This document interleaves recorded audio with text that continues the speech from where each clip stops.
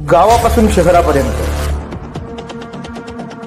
व शहरापासून राज्यापर्यंत घडणाऱ्या सामाजिक राजकीय घडामोडी आपल्यापर्यंत तात्काळ पोहोचवण्यासाठी आपल्या सेवेत दाखल होत आहे।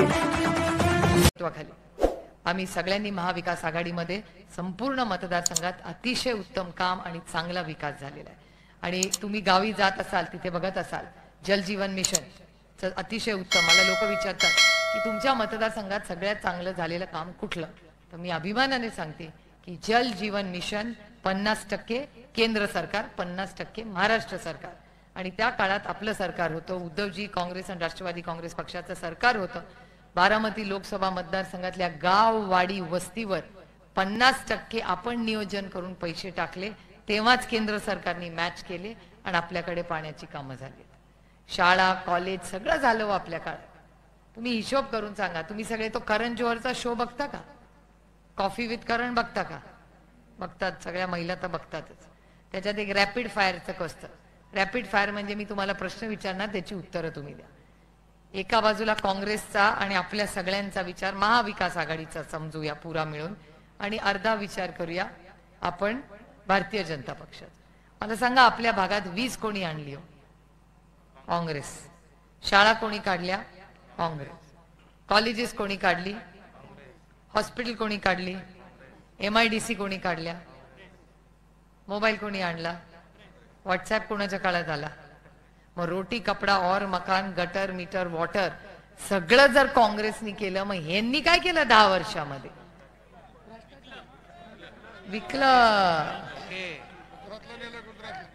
विकलंय। आपलं फॉक्सकॉनचं युनिट इथून तासाभरावर आलं असतं। 2 लाख नोकऱ्या फॉक्सकॉनच्या होत्या, आपल्या हक्काच्या नोकऱ्या इथे गेल्या। हाच तर बदल त्यांच्यात आणि आपल्या ते ज्या मतदारसंघात आम्ही सगळे काम करतो। मुळशीमध्ये हिंजवडी आली, आज 6 लाख लोक हिंजवडीमध्ये काम करतात। ते आदरणीय पवार साहेबांचं स्वप्न आज पुरवतं। जेव्हा आम्ही हिंजवडीला फेज 1, 2, 3 मध्ये जातो, गजबज असते। लोक म्हणतात फार ट्रॅफिक, फार कामं। कधी कधी मला वाटतं थोडासा ट्रॅफिक बरा आहे, याचा अर्थ बहुत चल रहा है इधर। त्यामुळे थोडीशी गैरसोय होते। नवीन रस्ते संग्रामदादा आणि मी करतोय तिथे, संग्रामदादांचे खूप बारीक लक्ष त्या रस्त्यांवर असतं। इथे माझे सहकारी महादेव कोंडरे तिथे सगळा फॉलोअप करतात। या सगळ्यांच्या प्रयत्नातून आम्ही सर्वांगीण विकास कसा होईल हे करतोय। पण त्याचबरोबर मला एक तुम्हाला जबाबदारीने सांगायचं आहे की असं समजू नका की त्यांचंच सरकार येणार आहे, कुछ भी हो सकता है। महाराष्ट्रामध्ये एवढी आदळ आपट चालली आहे, तुम्ही मला थोडक्यात विचार करून सांगा। 40 सीट तामिळनाडूमध्ये, त्यांना माहिती एकही सीट आपल्या पदरात पडणार नाही। एका दिवसात 40च्या 40 सीट मतदान आहे। UP मध्ये 80 सीट आहेत, एकाच दिवशी मतदान आहे। मला सांगा, महाराष्ट्रामध्ये 48 सीट आहेत, 5 फेजेस मध्ये इलेक्शन आहे, 5। याचा अर्थ काहीतरी अडचण आहे ना। जिथे दाल गल रही है और नहीं गल रही है, वहां वो एक दिन में सब खत्म कर रहे। पण महाराष्ट्रामध्ये त्यांची प्रत्येक सीटला आपली लढाई आहे आणि महाविकास आघाडीच्या 48च्या 48 सीट आपण पूर्ण ताकदीने लढतोय। त्याच्यामुळे कोणी असं समजू नये की त्यांना जे आधी वाटत होतं की फार सोपं आहे, तेवढं सोपं राहिलेलं नाही। बारामतीत बघा ना, केवढी आदळ आपट चालली आहे। ह्याला धर, त्याला धर, त्याला धर, त्याला धर, आणि सगळी माझ्या विरोधात एक झालेत। सगळे पुरुष माझ्या विरोधात एक झालेत। East India company, east India company झाले ना, सगळी माझ्या विरोधात एक झाली आणि मी एकटी त्यांच्या विरोधात पूर्ण ताकदीने लढते। कारण का मी एक स्वाभिमानी मुलगी आहे, मोडेन पण वाकणार नाही। किती पुरुष सगळे एकत्र येऊ दे, माझा विरोध करू दे, काही प्रॉब्लेम नाही आपल्याला। सगळे इथून पण येत आहेत तिकडे, ह्याचं मनोमिलन वर, त्याचं मनोमिलन कर, इथून यावं लागतंय। स्थानिक नेत्यांचं काय जमत नाही तिकडे, इथून एकेकाला हेलिकॉप्टरने यावं लागतंय की अरे बाबा ह्याचं जमव, त्याचं जमव, त्याचं जमव, खरा काय करायचंय ते।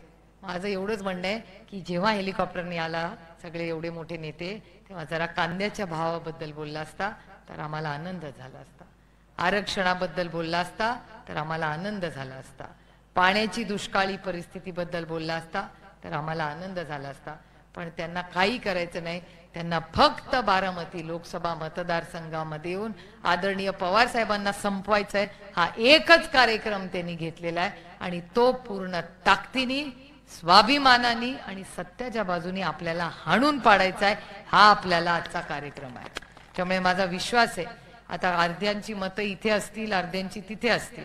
आता कुणाची मतं कुठे आहेत वगैरे त्याचं नियोजन 100%. हा आता झेंडे साहेब म्हणतात सगळ्यांनी आता 1 महिन्याची सुट्टी टाकून या. तर 1 महिना जरा जादा हो रहा है. हा कधीतरी सगळ्यांच्या सोयीने आपण जरूर तिथे यावे. आपण आज सगळ्याच व्यासपीठावरली सगळेच मोठे नेते आज सगळ्या गावांवरनं आज पुरंदर, इंदापूर या आपलं भोर, वेल्ला, मुळशी, हवेली आणि पुरंदरवरून आवर्जून या सभेसाठी उपस्थित राहिले. याबद्दल मी काँग्रेस, शिवसेना, आम आदमी पार्टी, समाजवादी पार्टी या सगळ्यांचे मनपूर्वक आभार मानून आपण तुतारीवाला माणूस जे आपलं नवीन चिन्ह आहे. आता तुम्ही बघा माझं लक्ष असतं स्टेजवर ना, आता मी बघते किती लोकांनी हातात घड्याळ घातले. कमी आणि कमी लोक घड्याळ घालायला लागलेत. कारण याचं कारण असं की घड्याळ आता लागतच नाही, मोबाईल मध्येच वेळ कळते. त्याच्यामुळे खर्च कशाला वाढवायचा, एवढी महागाई झाली. आता ज्या 2 in 1 गोष्टी होतील त्या 2 in 1 करा. आणि मला आधी दुःख झालं की अरे आपलं पक्ष गेलं, आपलं चिन्ह गेलं. पण नंतर माझ्या लक्षात आलं की माझ्या पांडुरंगाची इच्छा होती की मला एक चांगलं चिन्ह द्यावं. तर चिन्ह काय मिळालं आपल्याला, तुतारी वाजवणारा माणूस. आता तुम्ही बघा तुतारी कधी वाजते, लग्न कार्य तुतारी वाजते, नवीन शुभ कार्य, नवीन व्यवसाय तुतारी वाजते, जेव्हा काही नवीन मंदिराचा काही नवीन पूजा पाठ असते तिथे पण तुतारीच वाजते. आणि जेव्हा छत्रपती शिवाजी महाराजांनी युद्ध पुकारलं तेव्हा ही तुतारीच वाजली होती. त्यामुळे तुतारी वाजवणारा माणूस हे जे आपलं चिन्ह आहे त्याच्या शेजारचं बटन दाबून 7 मेला आपण पुन्हा या भागाची लोकप्रतिनिधी व्हायची संधी द्या, एवढीच विनम्र विनंती करायला मिळाले. पुन्हा एकदा सगळ्या संयोजकांचे मनपूर्वक आभार मानून आपली रजा घेते. जय हिंद, जय महाराष्ट्र.